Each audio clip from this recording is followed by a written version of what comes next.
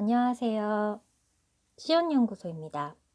오늘은 시온연구소의 명화로 만나다 6번째 시간으로 네덜란드의 파나가 마우리츠 코르넬리스 에셔라는 작가의 작품으로 생각을 키워보는 시간을 가져보도록 하겠습니다.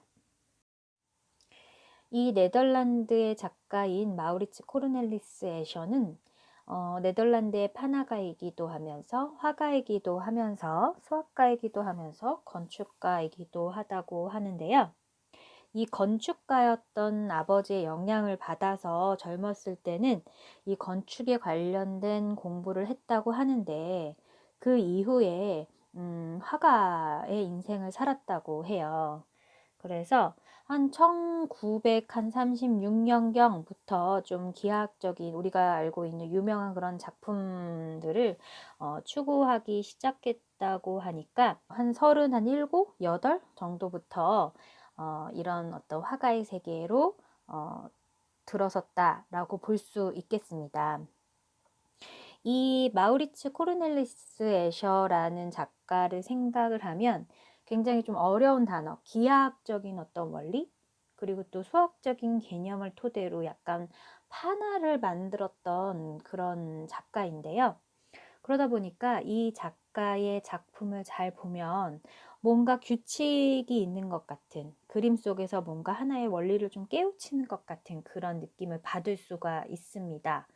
그도 그럴 것이 애셔의 몇몇 작품들을 보면 약간 대칭한 그림들 혹은 약간 움직였는데 좀 같은 선상에서 움직여서 모양이 좀 비슷한 모양들끼리 이렇게 나열되어 있는 모습을 볼 수 있는 것들, 혹은 2차원적인 그림에서 3차원적인 그림으로 넘어가는 거, 이런 그림들이 보통 이게 반복적으로 일어나면서도 약간 이렇게 순환되는 것 같은 그런 내용들을 담아낸 작가로 굉장히 유명하고, 또 20세기의 가장 독창적인 예술가로 뭐 아까도 말을 했지만 회화, 판화, 뭐 그래픽 디자인, 뭐 일러스트, 수학, 건축물 이런 데에서 다양하게 그의 어떤 작품을 바라볼 수 있는 기회가 있을 것입니다.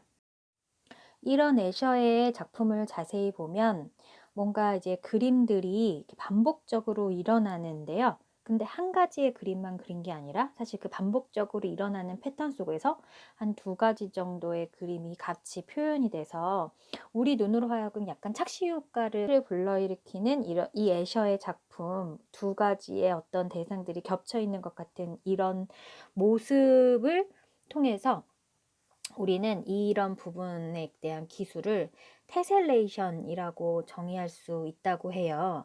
그래서 오늘은 이 애셔 작품에 많이 녹아져 있는 이 테셀레이션이라는 기법을 통해서 나의 생각을 좀 반영해보고, 그리고 나만의 작품을 만들어보고, 그리고 나만의 작품이 잘 만들어진 것인지 발표해보고 서로 평가해보는 그런 시간을 가져보도록 하겠습니다. 그래서 오늘의 어떤 활동에 필요한 어떤 능력들을 알아보면 언어적인 표현력이 있어야 될 것이고, 그리고 창의적인 표현력, 그리고 상징화할 수 있는 능력, 그리고 추론 능력, 그리고 평가할 수 있는 능력, 이런 능력들이 필요합니다. 오늘의 학습 목표 첫 번째는 애셔의 작품의 의미를 추론해 볼 수 있다. 2번째는 애셔처럼 창의적인 테셀레이션 판화 작품을 완성할 수 있다. 그리고 3번째는 작품을 발표하고 평가해 볼 수 있다입니다. 그렇더라면 오늘 사용할 그 테셀레이션이라는 어떤 말의 정의를 개념을 좀 알아야 할 텐데요. 이 테셀레이션을 우리나라 말로는 쪽맞추기라고 부른다고 하네요. 저도 테셀레이션이라는 말은 많이 들어봤지만 이 쪽맞추기는 이 네이버 백과사전을 통해서 알게 된 사실이기도 해요. 이 테셀레이션이라는 거는 같은 모양의 조각들을 서로 이렇게 겹치거나 틈이 생기지 않게 이렇게 늘어 놓았을 때 이렇게 평면에 이렇게 면에 이런 내용들을 쭉 이렇게 나열해 놓은 그런 상태를 테셀레이션이라고 한다고 합니다. 그래서 이런 테셀레이션을 활용한 우리 주변의 물건들을 굉장히 많이 볼 수 있는데요. 가방 같은 것도 그렇고 우리가 입는 옷에서도 그런 패턴 무늬를 볼 수 있잖아요. 이런 것들을 테셀레이션이라고 부른다고 해요. 조금만 더 깊숙이 들어가서 이야기를 하자면 테셀레이션의 세 가지의 종류에 대해서 간단히 알아보도록 하겠습니다. 먼저 정칙 테셀레이션이라는 게 있는데 이거는 한 꼭지점에 모여 있는 도형들이 같은 도형일 때 이렇게 얘기를 한다고 해요. 반정칙 테셀레이션은 꼭지점에 모여 있는 그런 도형들이 이제 한 가지가 아니라 두 가지 정도, 두 가지 이상의 도형들이 만나서 이렇게 이어져 있는 그런 패턴적인 상태, 이것을 반정칙 테셀레이션이라고 합니다. 제가 제일 관심 있는 것은 이 세 번째 테셀레이션인데요. 비주기적 테셀레이션. 네. 비주기적 타일링이라고 한다는데 요거는 어떠한 규칙 없이 도형들이 모여져 있긴 한데 그 도형에 모여져 있는 모습이 한 꼭지점에 같은 도형이 모여 있는 것도 아니고 한 꼭지점에 다른 도형이 모여 있는데 항상 그 다른 도형이 모여 있는 하나의 형태로만 쭉 이어진 상태도 아닌 그 나머지의 굉장히 자유스러운 형태의 이 도형들이 많이 맞닿아 있는 이런 상태를 비주기적 테셀레이션이라고 한다고 합니다. 자, 그러면 애셔의 하늘과 물이라는 첫 번째 그 작품을 통해서 우리가 한번 이야기를 나눠봄으로써 애셔의 작품에 대해서 이해하는 시간을 가져보도록 할 건데요. 자, 화면을 보시면 어떤 그림이 하나가 있죠. 이 작품은 하늘과 물 1이라는 작품인데요. 이 사진에서 보여지는 것들이 무엇인지 가만히 한번 보세요. 물고기하고 그다음에 오리가 보이나요? 이 작품의 제목은 무엇이었나요? 하늘과 물이었죠. 하늘과 물인데 바닷속에서는 물고기가, 하늘에서는 오리가 이렇게 나와 있는 모습 볼 수 있습니다. 정답은 없겠지만 이 애셔가 이런 작품을 만들면서 우리한테 좀 이렇게 전달하고 싶은 내용은 무엇이었을까요? 저는 사실 이 애셔의 작품이 계속해서 이게 순환된다라고 했잖아요. 계속 이렇게 뭔가 끊어지지 않고 계속 이어질 것만 같은 그런 어떤 작품들이 많은데 여기에서 보니까 그 하늘에 있는 오리와 바다에 있는 어떤 물고기 이런 어떤 양육각식의 이런 세계에서 계속해서 이건 돈다. 먹이들이 계속 돌잖아요. 그 오리가 물고기를 먹고 또 물고기의 찌꺼기를 또 누가 먹고 그러면 오리에게 또 오리가 먹을 수 있는 그 물고기들이 먹을 수 있는 영양분을 주면 그 물고기들이 먹고 또 자라고 이런 어떤 동물 세계에 이런 순환하는 그런 어떤 의미를 이 그림에 담지 않았나라는 생각이 드는데요. 여러분도 한번 생각해 보세요. 이 오리라는 것과 이 물고기를 어떻게 이렇게 합쳐서 이런 작품을 만들게 되었는지를 생각해 보면 좋을 것 같아요. 다른 그림들도 생각을 해낼 수 있었을 텐데 하필 왜 물고기하고 오리인가? 이런 점들에 대해서 한번 이야기를 나눠보시면 좋을 것 같습니다. 자, 이번에는 이 애셔가 사용한 테셀레이션 기법을 활용해서 애셔처럼 멋진 작품을 만들어 보도록 하겠습니다. 이때 필요한 것은 이제 종이하고 가위하고 그 다음에 색연필이 있으면 좋을 것 같아요. 방법은 여러 가지가 있을 거예요. 첫 번째는 내가 그리고 싶은 내용을 어느 정도 설계를 해놓고 나서 그 그림대로 작품을 완성하는 방법이 있을 거고 저처럼 그냥 아무 도형이나 만들어 보고 그 도형에 맞게 이야기를 좀 이렇게 집어넣는 그런 방법이 있을 건데 저는 오늘 그냥 마음이 가는 대로 한번 그림을 그려서 완성을 해보려고 합니다.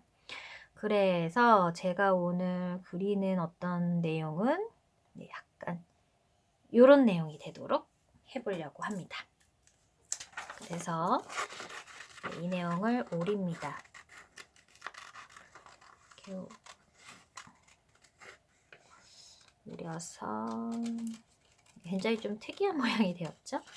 약간 특이하면서도 제가 그렸지만 좀 귀여운 것 같은 그런 느낌이 드는데 자, 이렇게 오렸으면 종이에다가 저보다 더 큰 종이를 사용하셔도 됩니다.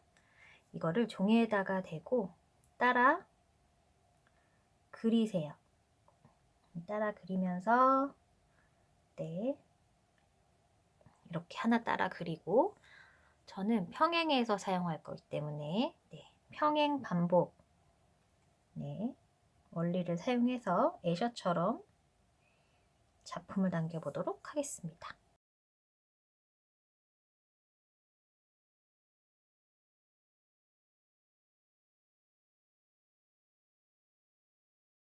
아니면 이런 거를 여러 개를 그냥 종이를 여러 개를 겹쳐서 똑같이 오린 다음에 그거를 이렇게 붙여보는 것도 방법이 될 수 있을 것 같아요. 저는 이렇게 굉장히 아날로그 방식으로 따라 그리고 있지만 뭐 그런 방법도 있을 것 같습니다. 자, 그래서 이렇게 세 줄을 완성을 했습니다. 그래서 저만의 작품은 이렇게 완성이 됐는데요. 이제 저는 이렇게 내가 마음대로 해놓고서 여기에다가 이제 내 생각 집어넣어서 하나의 작품을 만들어 볼 거거든요. 어떤 작품을 만들어야 할지 좀 고민을 해보도록 하겠습니다.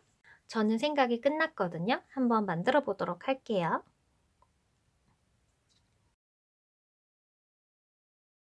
제가 그림을 아주 잘 그리는 편은 아니거든요.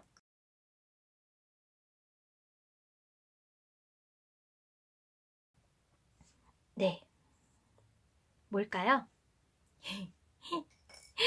애벌레와 나비입니다.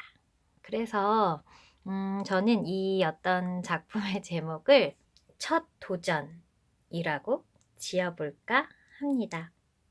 좀 이해가 되셨나요? 제 작품이 이런 식으로 완전히 장면을 생각해보고 이런 모양을 만들어주고 저처럼 그냥 뭐 그려보고 싶은 대로 그려서 이렇게 쭉 나열을 해서 이 나열한 그림에다가 뜻을 부여해도 좋고 이렇게 중요한 것은 무엇이냐면 여기 이 도형들끼리 이렇게 좀 붙어 있어야 된다라는 거, 테셀레이션을 활용한 거니까. 그리고 또 반복적으로 계속해서 보여야 된다는 거, 그리고 이 도형과 이 도형 사이의 공간을 활용할 수 있어야 된다는 것, 이렇게 해서 한 그림 속에서 이제 두 가지 정도의 어떤 대상이 눈에 보여야 된다는 점, 이런 점들을 어떻게 보면은 규칙이라고 할 수 있겠습니다. 더듬이도 한번 그려볼까요? 이렇게 더듬이도 이렇게 그린다면 더 나비 같죠? 이렇게 해서 제 작품을 완성해 보도록 하겠습니다. 자, 이렇게 작품을 완성했다면 서로 작품을 바꾸어서 한번 평가해보는 시간을 가질 건데요. 평가를 하기 전에 내 작품을 서로 순서를 정해서 내 작품을 상대방에게 알려보고 그리고 이야기해 볼 수 있는 시간을 갖도록 하겠습니다.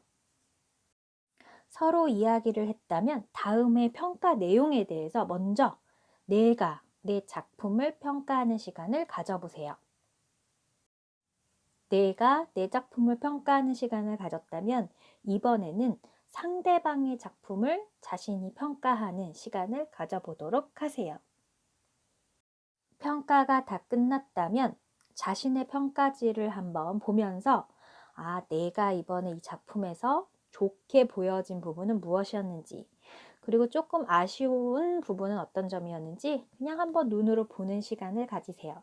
이렇게 직접적인 어떤 평가를 통해서 받는 피드백을 받아보면 나중에 이후에 내가 이와 비슷한 어떤 상황이 되었을 때, 그리고 이런 창조적인 어떤 그런 활동을 할 때 하나의 나의 힌트가 되기 때문에 조금 더 나 스스로에게는 되게 발전이 되는 그런 소중한 시간이 될 수 있습니다. 오늘은 애셔라는 작가의 작품을 알아보고 그 애셔가 사용한 테셀레이션이라는 기법을 활용해서 나만의 작품도 만들어보고 그리고 평가도 해보는 그런 시간을 가져보았습니다. 그럼 우리 다음 온라인 학습카에 대해서 또 만나요. 안녕.